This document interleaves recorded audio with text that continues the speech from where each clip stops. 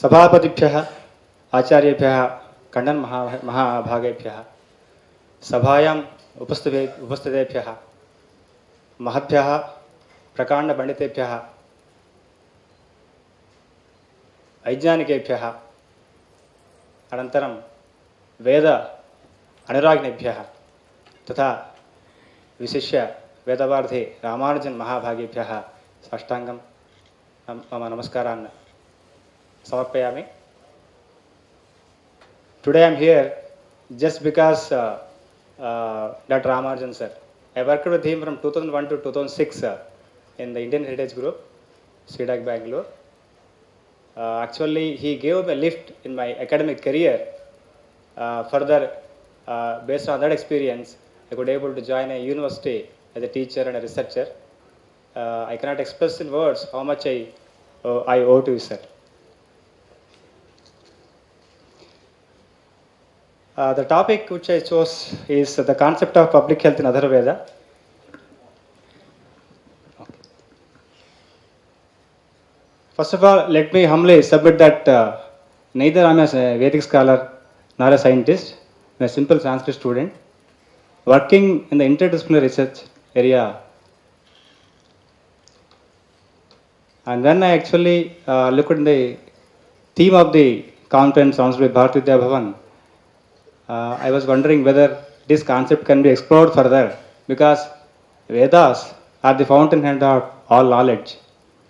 Vedo kilo dharma moolam, Smriti says. Among the four Vedas, Adhura Veda is not considered by Adhura scholars as understood. Amarkosha, a famous Sanskrit lexicon, rather kosha, not lexicon I can say, says that iti Vedas Trayastri. It only considered three Vedas, leaving alone the Atharvaveda. But still, Atharvaveda has got lot of contemporary relevance because it spoke about warfare, witchcraft, charmings, many other things due to which the orthodox scholars did not agree on the authenticity of Atharvaveda, but this is also required for the Vyavahara.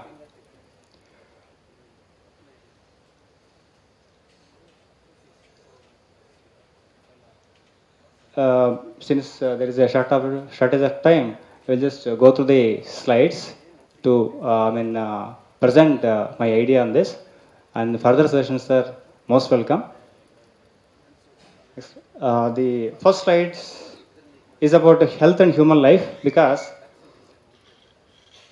every individual has some sort of short-term goals and long-term goals. But there is one unique goal for all human beings, that is moksha, the ultimate salvation. In order to attain moksha, one should be very healthy.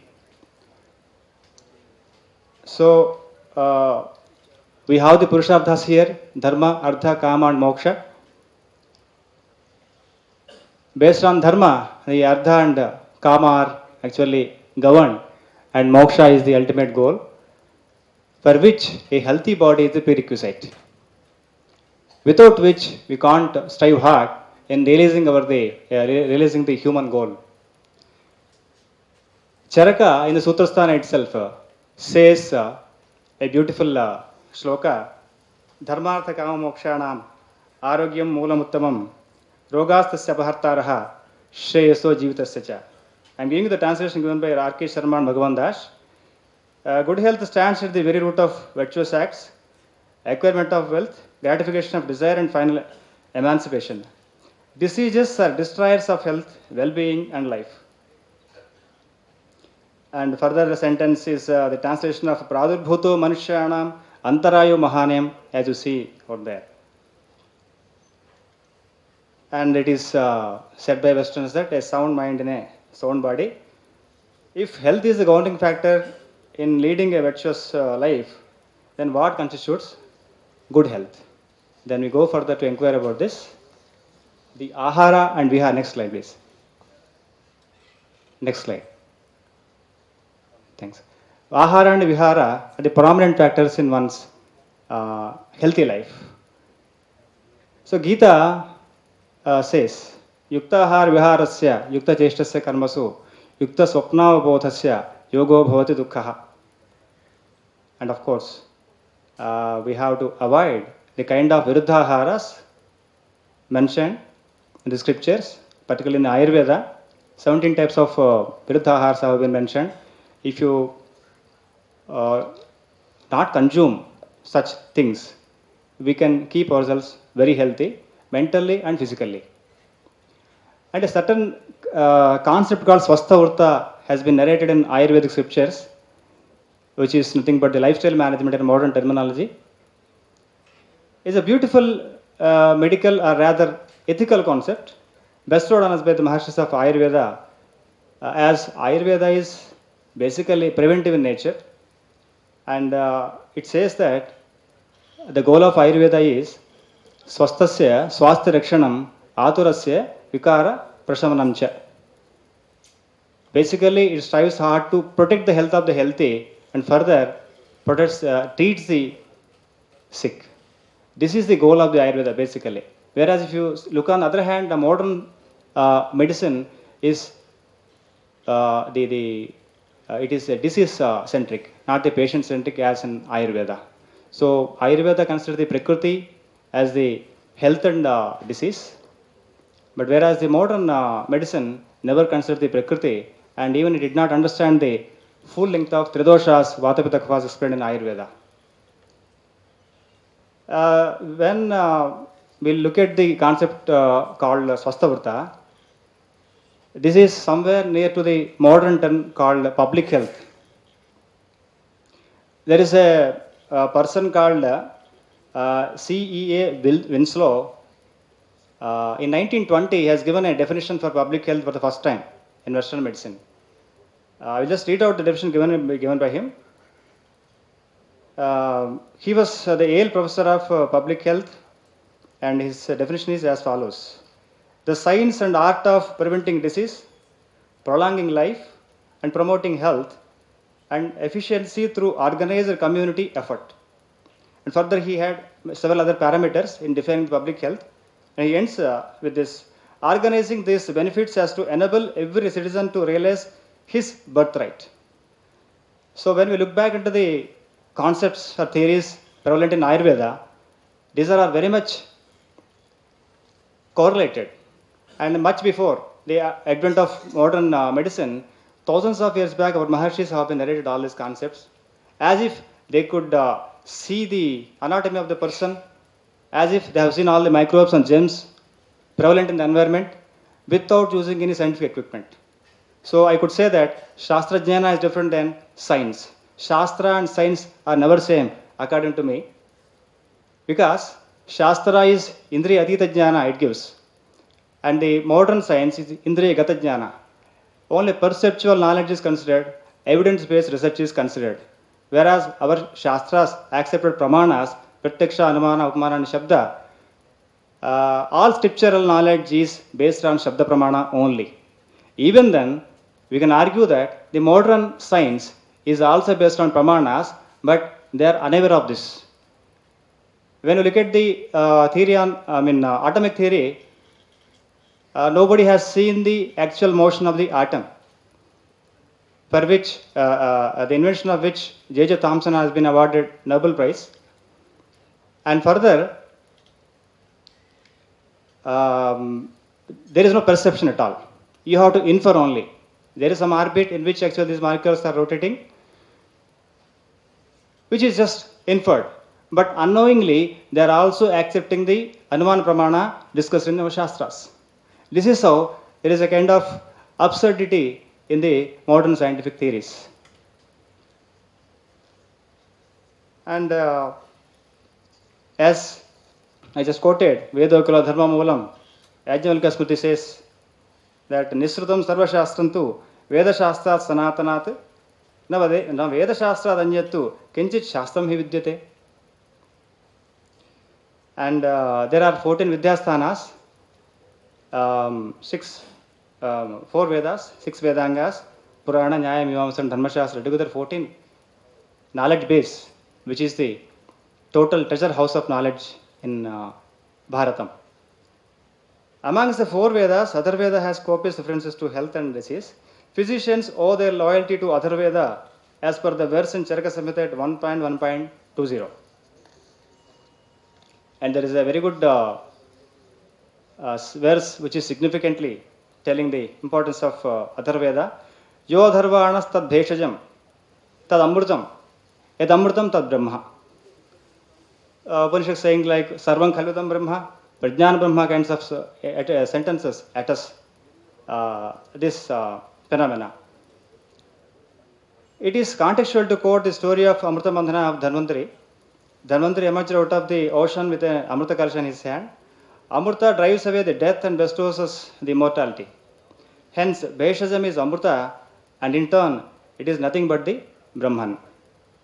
That is what actually is revealed in this. Further, when actually looked into the medical concepts in Atharvaveda, especially in the first kanda, I could able to trace some of the things based on Maurice Bloomfield's English translation done in 1897.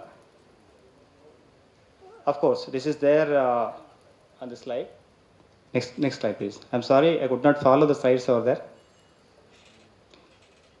Vaishajikani are there, Ayushakani, Ayushani, Abhicharikani, and Kurtya Pratiharani, Srikarmani, Rajakarmani, Samanasani, and so on. From here, I would like to take my discussion to the concepts of public health that is actually revealed through some of the hymns in Atharvaveda. And in 9.8, it is immunity from all disease discussed. It is nothing but about ojas. Jaundice and related diseases, this is about epidemics. Kshetriya diseases, which are hereditary diseases. And it took over centuries to recognize the fact that disease can also be hereditary by the modern people. Prayer to lightning considered as the cause of fever, headache and cough. Securing perfect health, Takman, there are several references to Takman in Atharvaveda. And worms in children, and is related to the infectious diseases. There are many more such concepts, but I have considered a few for the want of time. Since this is a gigantic task to encapsulate the above concepts described, I would like to point to a public health concept, just one concept taken from one mantra, to demonstrate its contemporary relevance. And further, I would like to show some examples concerned with this mantra. The mantra is like this. In the 8th kanda, it is said, Yadashnasi it pibasi dhanyam krishyaha payaha yadadyam yadanadyam sarvante annam avisham karomi. Please excuse me, without intonation I am using the mantra. Foods like raw and cooked rice, fruits, water, milk and clothes, vessels, living space are liable to be contaminated due to their contact with poisons. Of course, there are 3 types of poisons given by Sushruta in Sushruta Samhita. I pray to thee how to remedy such problems. This is the basis of my presentation here, and further I would like to delve deep into this discussion. And next slide. The poisons related by Sushruta in Sushruta Samhita is like there are sthavara poisons, which are herbo-mineral in origin, vanaspathyas, related to plants and minerals. Jangama is animal origin, related to insects, flies, mosquitoes, rats, etc. And Krutrima is nothing but the artificial poison. So, based on the mantra given, it is contextual to discuss how the factors which are discussed in the mantra are liable to be contaminated by various factors. And further, we need also to look into the poisons explained in Charaka Samhita. And of course, I can skip this slide because it is clear on the screen. There are roots, leaf, fruits, flower, and so on, which are poisonous in nature. And we need to adopt some remedies to detoxify them. Next slide, please.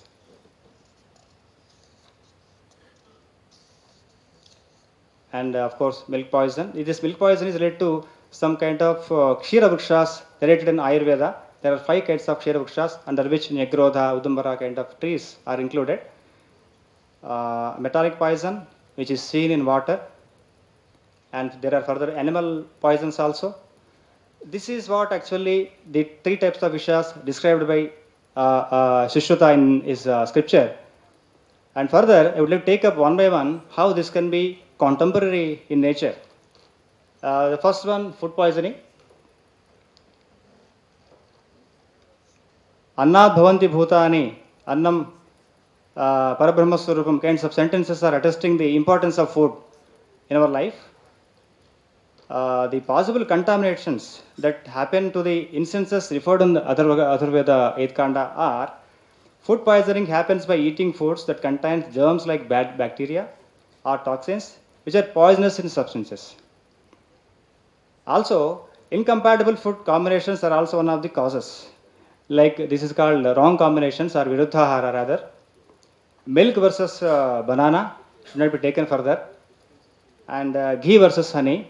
Of course, the dosage should be more with regard to ghee or honey when it is used together.